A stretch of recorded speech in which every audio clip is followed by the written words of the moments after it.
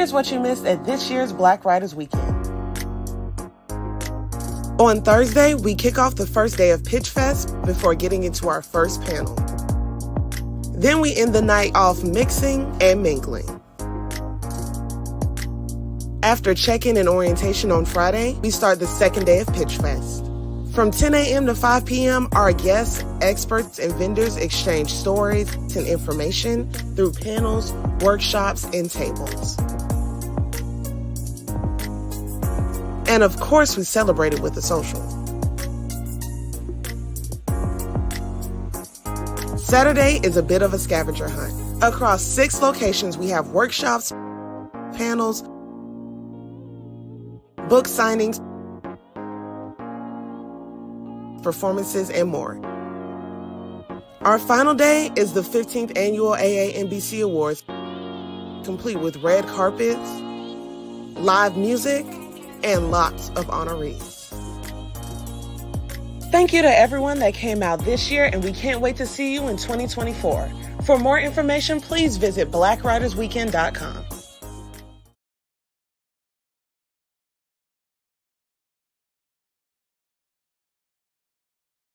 Founder of AAMBC Literary Awards, Ms. DeVandra Wheeler. For me, this was always going to be what I was going to do. I had told my mother at 12 that I was going to move to Atlanta.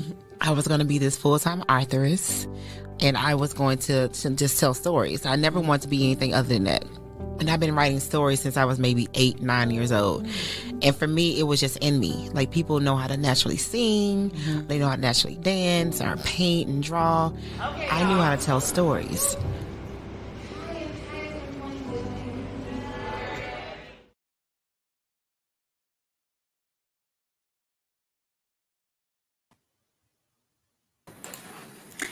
Happy Sunday, y'all. Welcome to Sunday's Craft Talks. My name is Tamika Newhouse. I'm the founder of AAMBC as well as Black Writers Weekend.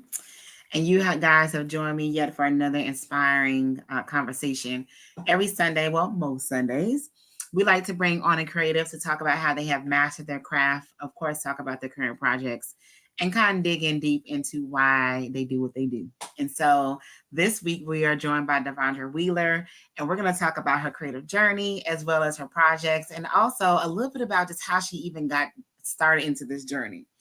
As you see, we ran some commercials. We talked about Black Writers Weekend. We even talked a little bit about my own beginning and my roots of why I do what I do. And so I like to share and create these platforms for creators to come on, not only just talk about their stories, because, we can do that. We can open up their books, or we can watch their films, and we can just get consumed in their storytelling. But who is the person behind the storytelling? So without further ado, Ms. DeVandra, how you doing, my lady? Welcome on. Thank you for having me. Tamika, how you doing today? Hey, I am moving and grooving. Just got in from church. Having a delicious meal. So, all right, I'm cruising. That sounds good. I'm going to get into a meal a little later, too. So thank you so much for allowing us to even have you on our platform today. I'm super excited just to hear some more about your journey and dive into your creative career. So, of course, this is Craft Sundays, and we're talking about you guys' craft. And people always tell me, how did I start writing? And when I think about it, I'm like, start writing? Did I start writing? No, I just write. That's just who I am.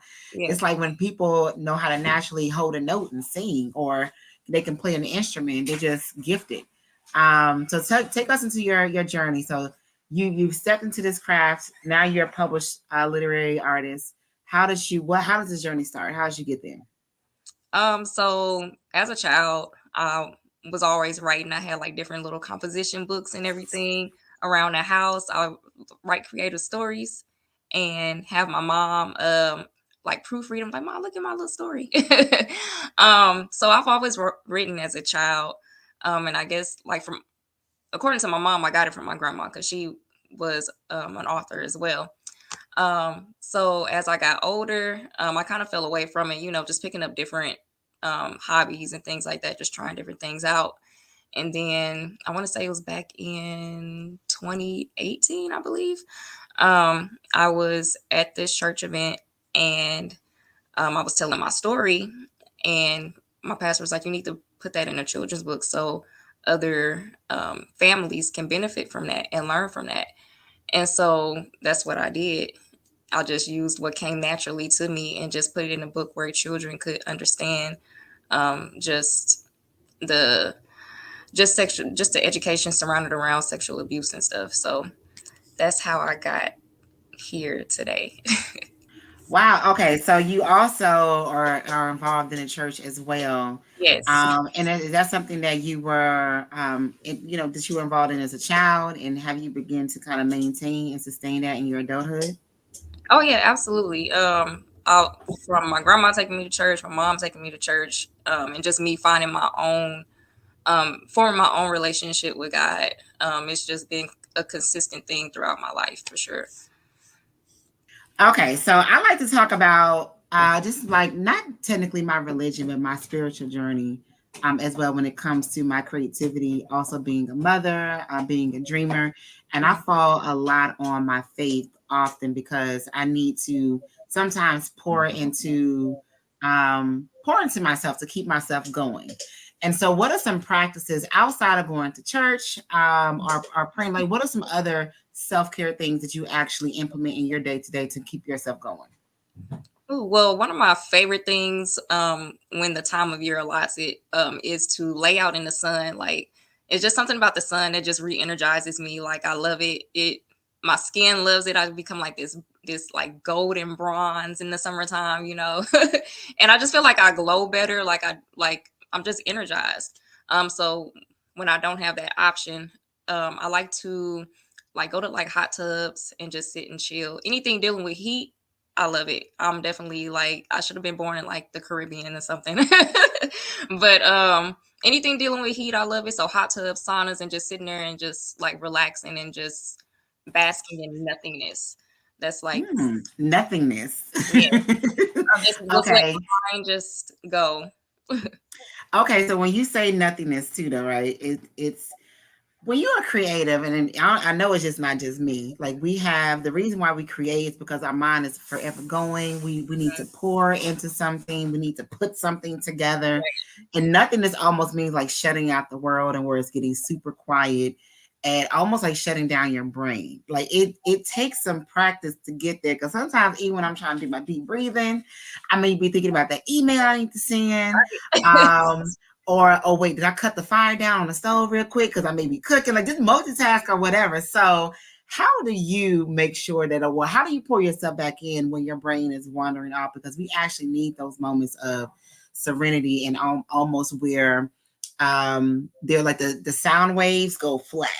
Literally nothing, like nothing going on, just the sound of your breathing, and then kind of focus in on that. How do you bring yourself back into that space to refocus and make sure that you are really recharging yourself? I just let my thoughts run out. Like I don't try to Oh, stop them. Because if I stop them, it's just exerting more energy, and I'm not gonna accomplish, the relaxation that I'm trying to get. So I just let my thoughts run out, and when I notice okay. that I'm off track, then I'm like, okay, let me get right back on track. And then usually, if I just let the process flow, then once my thoughts run out, then I get into like this constant flow of just nothingness. Like once my thoughts are gone and completely gone, just straight nothingness. I think the quickest way that I can do that, and it's like I have a love-hate relationship with this, but running. So whenever I run, when I first start to run, of course, like I'm thinking all types of things like, man, why did I even go out here? It's cold, or my legs are tired, or I'm thinking like, oh, I got to do this later, that later, blah, blah, blah. But I literally run my thoughts out. Like that's the quickest way that I can get into that meditation mode. And then once by the end of my run, I'm like, oh, I feel so much better like that. Just running out all of my thoughts and just really, I find at that time when I'm running, that's when I can hear God the clearest because I have nothing else going on in my head. Like my mind is literally clear. So then now I can really meditate and really, get things straightened out. That makes a lot of sense because I guess when you really process it, if I'm thinking about, don't think about it, then it's like I'm having an argument with myself in my head. Right. What's the piece Just of let it the happen. piece of Just let purpose? it happen. Okay. All right. I'm going to try that. Okay. That's a little control freaking me a little bit, but that actually makes sense to kind of let it, let the thoughts kind of flow and naturally kind of just let them be. And then once they kind of simmer on out, then you can. Okay, all right. I'm gonna try it. I'm gonna try All that. right, let me know how it go. I shall. Well, and for me, I'm an empty nester now. Mhm. I got one that's trying to come back home. Lord, pray for me. But how does your home life look? How is your work life balance and balancing creativity and work responsibilities? Things that we have to do versus the things that we want to do. So my home life right now is pretty. I'm getting it back under control. I just started my master's program at Howard Oh, University. okay. Congratulations. Thank you, thank you. So just doing that full time, like just adding that new thing to my schedule. My It's been kind of hectic, but now I've recently over the past few weeks just been like, okay, I'm getting the hang of this. Um now I can like rebalance everything else because when I started school, it kind of threw everything else out of whack. So I just had to like kind of like recenter everything and like kind of just shut out all of like the extra stuff. Like, okay, I'm not going to do anything else. These are my main priorities right now until I get this new routine under control. So it was just work, school, and just making sure house is taken care of. That's it. Like my social life and everything else was, non-existent in church, of course, but that's it. Like just my No, core. no creating. Were you No, I actively didn't. I creating? didn't have the mental capacity at that time to be creative because I everything school kind of threw everything out of whack for me, and so I had to figure out how can I had to adjust to this new schedule Yeah, because school is a full-time job now as well. So yes. just adjusting my life schedule with that. Now that I'm getting the hang of it, I'm like, okay, I'm getting used to this new schedule. Um, um, I redid my schedule. I'm learning new time management skills and stuff, so I can make sure everything gets done appropriately. Now I'm bringing back in like my creative time, and I'm being more intentional about my self care time and just all the other things that I had to put to the side while I got got my new schedule situated. So Now, can you share also too? How do you feel when you're not actively creating? Take us into just how does your spirit feel, your day to day? How are you flowing, and how are you ultimately feeling on the inside when you're not actively creating? I feel kind of clogged up, honestly. um, I feel like blocked, or I feel like kind of heavy on the inside. Like I can't let out like whatever I'm feeling in a creative manner. So I just got kind of like this pent up energy that I can't expel anywhere. That's the best way I can describe it. I kind of felt that you were going to respond that way because when you are a natural creator, or you need to, whatever's inside of us, we need to express it and get it out, and when we're not actively doing that, it's almost like how when your shoulders get tense or the stress is almost like a buildup, and you need to kind of just get massage out so you can loosen up a Yeah. little bit. That's how it feels a little bit when I'm not actively creating. I kind of feel heavy, Hmm. like because it's like I need to pour out and get some of this stuff out. And so, what would be your advice for those that, because you said you have to adjust your day to day Hmm. because of school and kind of prioritize some things and switch some things around. So, what would be some advice for people who are actively doing that? Because now they're in a space where they have to do some things that they don't want to do, so they can double back and then do the things they want to do. So, what's some advice for them to sustain that space that they're in? So that they don't get heavy or depressed or discouraged or frustrated or whatever the case may be. What would be some advice you would give them? I'd say the biggest thing that I've learned with this adjustment period is time management. So intentionally making that time to be creative, making that time for you to expel some of that energy, because you don't want to be backed up and then you go into a situation and maybe you expel that energy in the wrong way. You know what I'm Yeah. saying? So just being intentional about making that time. So if you have free time between like 9 in the morning to like 2 in the afternoon, you can take like 2 hours to, let's say, just focus on your kids, and then another 2 hours to just focus solely on yourself and being creative. Then another 2 hours just focusing on whatever work or whatever that you have to do. Like just literally making a schedule for yourself, no matter how big or small the task is, and sticking to it. That's what's been helping me so far. Okay, so time management, being disciplined with your time, and then of course prioritizing things as well. Mm-hmm. Okay, so let's jump into current day. All right, so you're getting your master's, which is a journey in itself. Kudos to you. Thank you. Are you planning on getting like a doctorate as well, or a No, master's will be it? this is the last stop. It's gonna be okay. All right, so you have your master's, of course, work, family, home life. Take us into your latest creative project. What was that project? What was that about? When did it come out? So my latest project is Nova Be Bold, and it's a book that educates kids about sexual abuse. I released it in 22. Yes, 22. And I first, I think I mentioned earlier, I was at a church event, and I was telling my story, my background, and my pastor was telling me I need to um, put it in a children's book. And I was like, okay, I'm open to that. But it took me like maybe 3 years. Yeah, it took me 3 years to actually complete it. I actually started on it in 2020, like towards the end of 2020. And I was just like, okay, I was starting to feel convicted. Like I've been sitting on this for far too long. I need to go ahead and get this out, because this isn't just for me. It's for everybody else in the world, whoever else it was intended for.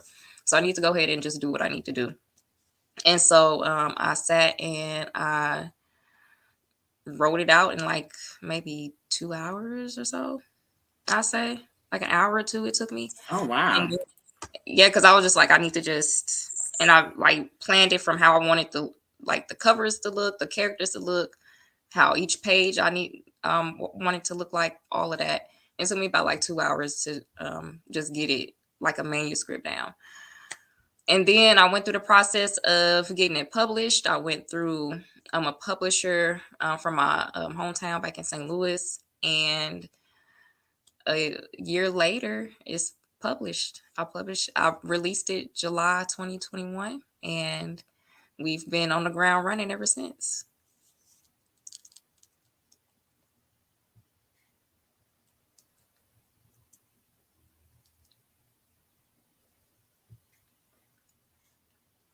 Oh, that's right. I gotta put myself. I'm talking to you. You can't hear me. So this is your cover, right? This is Yes, the book ma'am. cover. Okay, so take us into the inspiration of the cover itself.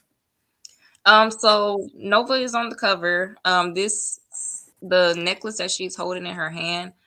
The story behind that is a piece of a meteorite or a supernova that fell from the sky years ago, and somebody made it into a necklace, and her grandmother gave her the necklace, and she was telling her, like, I want you to always, whenever you hold this necklace or look at this necklace, I want you to look at it and just think about like the journey that supernova had to take in order to be this beautiful stone today. And I want you to always think back on how, even no matter how terrible the path may be or how hard the path may be, um, it's worth it. At the end of the day, it will be worth it, and you'll come out even better. You'll come out stronger, beautiful, wiser, all that other good stuff. And so throughout the story, Nova is being sexually abused by her stepfather, and that necklace, she looks to that necklace to give her strength. And so she's looking out the window, and she also, you see the stone in the sky. She's looking out at the stone, and she's just trying to pull her strength in and trying to like decide what should she do. Like, should she say anything? If she does, what could be the ramifications behind it? But and if she doesn't, will she be strong enough to even continue to endure it or not? So she's just trying to pull strength from what her grandmother said and pull strength from the stone and stuff. And that's the gist of it. Wow. Okay. So this is it's a lot of layers to this story. Unfortunately, a lot of women experience traumatic, situations such as your character in your book as well. I've had some horrific experiences as well. And have found courage to seek counseling, sometimes even openly talk about it. I mentioned it on my memoir podcast, Traces of Mika. Some of the things I have experienced, not just as a child, but an adult, even through motherhood, just being vulnerable with my own pain. And I have received feedback from people that have said it inspired them or it gave them courage to even open up and talk about their own experience. I'm curious to know just a little bit about your feedback and some of the readers that have read Nova Be Bold. Did someone read the book and they say, you know what, I'm gonna be bold too? Yeah, I've had some parents come to me and tell me like, oh my God, I read this to my child, or I caught my child reading it to their younger siblings and teaching them about, what to do and what not to do, and where can people touch you and where people can't touch you. Right. I've also had adults come to me and tell me that they read this story to their child, and their child actually opened up and was like, hey, such and such is doing this to me. And they actually, went to the authorities and went through the process of that. And now he's currently in jail. So it has been empowering kids thus far to actually speak up about what's going on, and also giving them the language to use and teaching them like, hey, this isn't right. This isn't something that adults should be doing to you at all. So now the story is out and you've released this, you're sharing this story, you're sharing your own experiences, and you're still pursuing your own greatness, tackling new dreams and goals that you also want to obtain for yourself. And so as you transition, we're going into the new year, 24, everyone's always thinking about, okay, this year, I'm going to do this and do that. Yeah. Did you hit your goals for this year? What was that? Did you hit your goals for this year? Oh yeah, absolutely. I did. Okay. Okay. All right. So, and what are your goals? Let's go ahead and put it out there. I'm big on manifestation. Shameless plug. AAMBC just released Manifesting Your Best Life. This is a workbook, y'all, that we just released. It's on Amazon right now. So I'm huge on manifesting. So what are you manifesting for 24? Oh, okay. For 24, I haven't really given too much thought into it yet. We 60 days out. Man, look, I'm more so like, I don't know, with the like whole New Year's resolution stuff. Like, yeah, I'm more so like whenever I want to like make a goal, then I'll make it. It doesn't necessarily have to be on New Year's. Okay, my kind of girl. That's what I do. I like that. Like, July, I want to like, I want to do something by October. Then yeah, but yeah. I definitely want Nova to be more nationwide. She is getting there, but I definitely want for 2024 for Nova Be Bold to be at the point where she just markets herself. I don't have to do too much legwork behind it, and I can get her in more schools, get her in more counseling centers, daycares, things of that nature. And also just do more speaking events throughout the country as well. As far as school, I am going to graduate next year. No ifs, ands, or buts. That's right. School and just living my best life, like really just operating in the power that God has given me, and operating the full power that He's given me, and just growing and expanding my territory. Yeah. And I love how you said this, what God allows for you and what God has designed for you, but you also are actively working for your good as well. You're actively doing the work. I hear people all the time, oh, I wish I could do this. I wish I could do that. And my response is, okay, Let's do it. Yeah. Like, what we waiting on? Like, it's not a magic wand that someone can wave over your head and then boom, you're living the life that you want. Like even lottery winners, and we've heard, thousands of stories behind lottery winners, and they call it the lottery curse. Things that happen to people or things they experience after they win so much money. And some of them, I mean, there's been murder and bankruptcy and sadness and suicide and all that follows people that win all this money. And why do you think that is?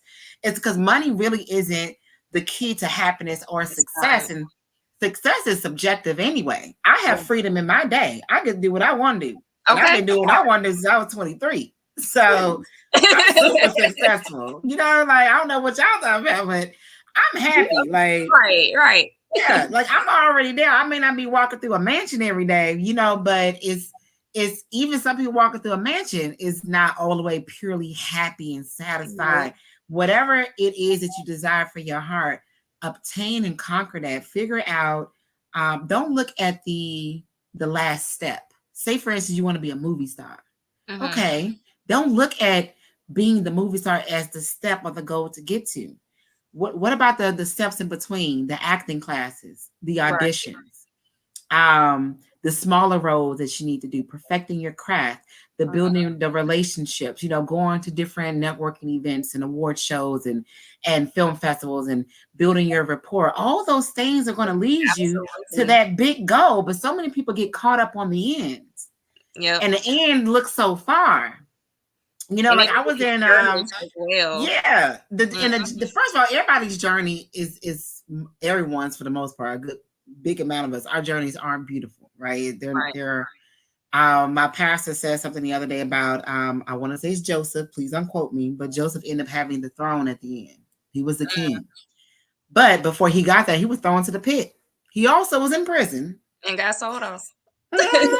Now, imagine if God would have showed him his journey and said, look, I'm gonna put you here on the throne. This is where I got planned for you, but I need you to go through this first. Imagine if God would have shown him that pit in prison. He would have like, you know what? No, I'm good. I'm good. I don't want the throne that bad. I'm good looking at the commoner. Yeah, I'll take this journey over here. It's a little easier. Right. Imagine though, if we really saw everything that we were going to go through, the people that we lost, the jobs that we're going to lose, the children we may lose, the broken hearts, the financial struggles, all those the mental battles up and down, just to get to that end. God is preparing us for us to be able to sustain that level of greatness once we get there. Absolutely. You better preach, girl. I'm just saying, because imagine when you get to the top, right? When you get to the very top, you're not down here with everybody else. When you're down here with everybody else, it's easy for you to blend in. But when you sit at the very top, we can clearly see you. The people that are going to admire you see you, and the people that's going to hate you want to see you. So not only are blessings coming, but that enemy coming too. Okay. People coming for that throne, they want to tear you down. So, Kid, how will you react when someone speaks ill on your name? When someone is plotting against you, you gonna cry and go in the corner like, "Oh, they talking about me? I'ma quit."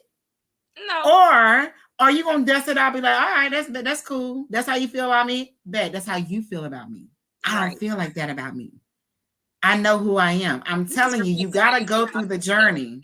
And you're only what you say you are. You know what other people say. Who cares? Right? What you think? It don't matter. They don't live your life today. No.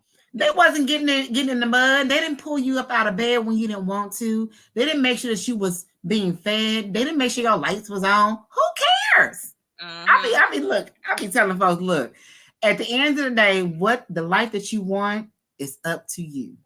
You're the one that's going to give you the life that you want to live, the life that you want to desire. You are your most powerful asset. Once you look in the mirror, you look at yourself and you speak those positive words of yourself. Absolutely. You say, I am this, I am that. And you walk alongside God and you talk to him every day. Whoever it is that you pray to, because I don't care about who you pray to, but whoever it is that you pray to, if you're doing good, you mean well, keep doing it. And keep pouring those positive things into yourself and into your life. So, DeVandra, before we even close out today, I don't mean to go all left field. No, it's okay. I love it. But I'm really excited about the fact that you're continuing to pursue greatness.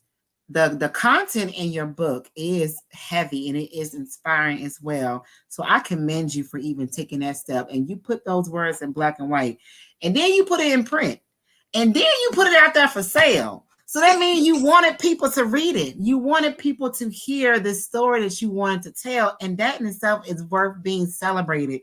So congratulations to you, my lady. You did that. Thank you. I appreciate that, Tamika, so much. And congratulations to you as well with your Well, thanks. journals and your books and your success, honey. Yes. Thank you. Appreciate it. I'm trying to do a little something. And I'm going to keep going. I'm going to keep going and keep striving. I always try to outdo myself. I have this feeling, this weird, I'm working on it. If I accomplish something, I always feel like, dang, I ain't high enough. Because if I got it, that means I can get something more. So it's like I'm never satisfied. So I'm always, girl, I got these new goals for 24. And I'm going to get it too. And if I don't get it in 24, I'm going to get it in 25. And if I don't get it in 25, I'm going to get it in 26 until I get it. Because I'm going to get it. Period. As you should. Period. At it. Period. What are your goals for 24? So I do have I don't want to put out because everybody knows, but I have a series of workbooks. I'm gonna have 7 of these coming out. One on manifestation, one on gratitude, one on self-forgiveness. Another one's called Tracing You, so that you can reconnect with your roots and understand who you are and how you got there. Mama Gotta Have a Life Too, and Dada Gotta Have a Life Too, which is on single parenting. I feel like I'm forgetting one. Purposely Single. Come on. Being single on purpose. Period. I feel like a lot of people need that one today. Yes. Yes, because the first person you should really be loving on is yourself. Absolutely. And if you're trying to seek love and happiness outside of you, whatever it is that you connect with is going to be tainted. It's not going to be its authentic self. It's going to be a struggle. It's going to be an uphill battle. So Purposely Single, I'm really excited to put that one out because there's some folks I need to get into in my family. Some folks that need it for real. Yeah, for real. Here you go. I know a few people that need that too. Like a lot of people don't understand. Like even though you're single, use that time to really learn yourself and love on yourself because only you can teach people how to love you. Mm-hmm. You honestly set the tone. Like it's got to start here. At the end it starts with you. Mm-hmm. If somebody's talking to you crazy, and you don't like it, but you allow them to talk to you crazy, and I'll be like, well, you must like it. Because if you don't like it, then why you letting them? Take yourself out the equation. Look, I don't be giving nobody no excuse. The sermon today was about not cursing people and not cussing them out. Allowing people to be who they are and walking away from them. Just saying, throwing up the deuces and just walking away. You ain't got to cuss them out. No. You ain't got to talk vulgar to them. And you don't have to curse them either. You don't have to wish anything back. God going to take care of that. Society and karma, the way of life, that's going to do that. If I don't know nothing else about God, I know God going to spin the block for me. Period. Yep. Spin the block and then some. And then take me to the next block. I ain't got to do nothing. Nothing. I'm going to sit here because you know why? Because you're God's chosen. Okay. God chose you. That's why. I'm rooting for you, my lady. So how can everybody find out more about you? What else you got coming out as far as creatively? Tell us a little bit more about what's up. What's coming up for me? So right now, my full focus as far as creative wise is on Nova. I want to focus on getting, just Nova out to, like I mentioned earlier, like just the schools, counseling offices, daycare, things of that nature, and focus more on just like speaking engagements and things like that. Everybody can find me. You can order the book at novabebold.com or you can just, novabebold.com. You can order it there. You can find me on Instagram and Facebook at novabebold. And if you guys are interested in me doing any interviews or any podcasts or things of that nature, you can contact me at novabebold@gmail.com. And I'll respond, of course, as soon as possible. All right, my darling. I hope that I actually get to see you at Black Rise Weekend. I enjoyed this year. I had so much fun. I had so much fun this year. I'm glad you did, y'all, because it take a lot of work to to put all these pieces together. But already actively planning it out and putting all the pieces together now. So it's always the first weekend in August. It's going to be even better next year. It's my sweet 16. I've been doing this for 16 years. Yes. And so I ain't got tired yet. You know, a few years back before COVID, I was saying I was going to quit because people was being mean to me. But you know what? I said, nah, I'm not going to let them win. Right. I'm going to keep going because I actually enjoy it. I love it. I like it. And people, like someone just got a book deal this past festival. Like it's Cool. people, the people that's supposed to be blessed from it are going to be blessed from it. And if I stop, then it's like the blessing that was supposed to connect for them through my work. Then, I mean, I'm not doing what I'm supposed to be doing. And so I ain't want to do that. So I'm glad you went. So yeah. Thank you. I appreciate that. I'm going to keep going. So y'all pray for me. I will definitely be praying for you, my lady. Thank you so much for joining us today. Continue to own your crafts. Continue to be great. Continue to create those new goals for yourself and keep growing because movement is life. And whenever you need us, come on back and we will be here. All right. I appreciate this so much. Thank you for having me, Miss Tamika. It was a pleasure. This was fun.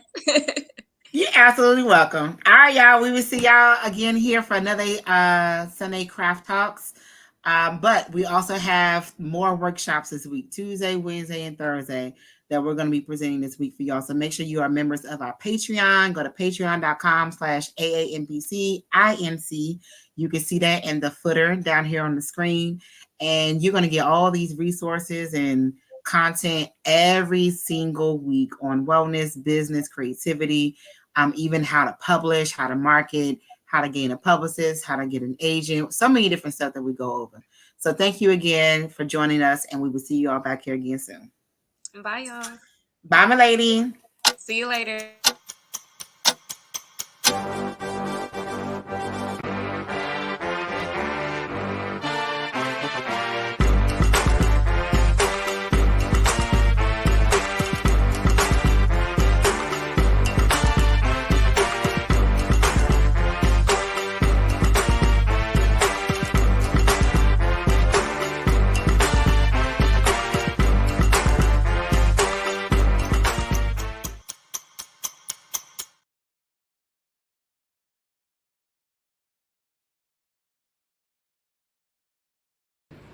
Okay, y'all.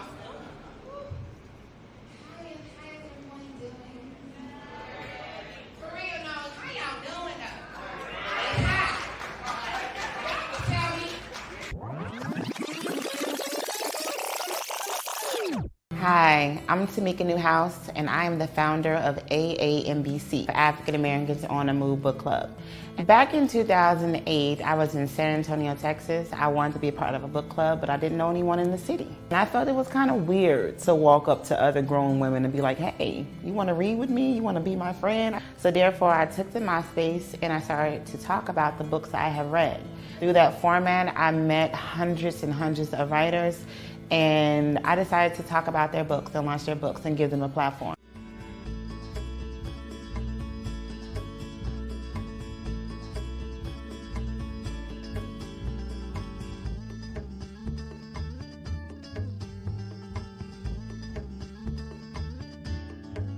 And visually see what it is that you perceive. So I thought that was really good. It's more than just telling us what we want, we're showing us. And that's really hard for a lot of writers to do. I'm kind of proud. In 2009, I decided to launch the AAMBC Literary Awards because I noticed that as an artist, we didn't have a platform where we were celebrated. There were the music shows, there were the award shows for movies and actors and Broadway. I'm like, well, hey, hello, what about us? You know, we don't have a show for us either, and we're artists as well. And so therefore, I decided to launch the awards in San Antonio, Texas. It eventually traveled to Baltimore, and now here we are in Atlanta.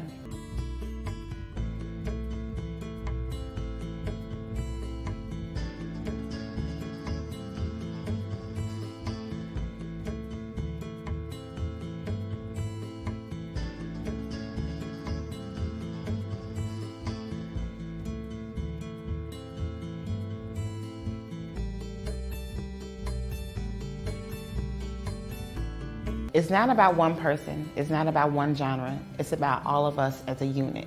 Thank you all for coming out, and I hope you enjoy the show.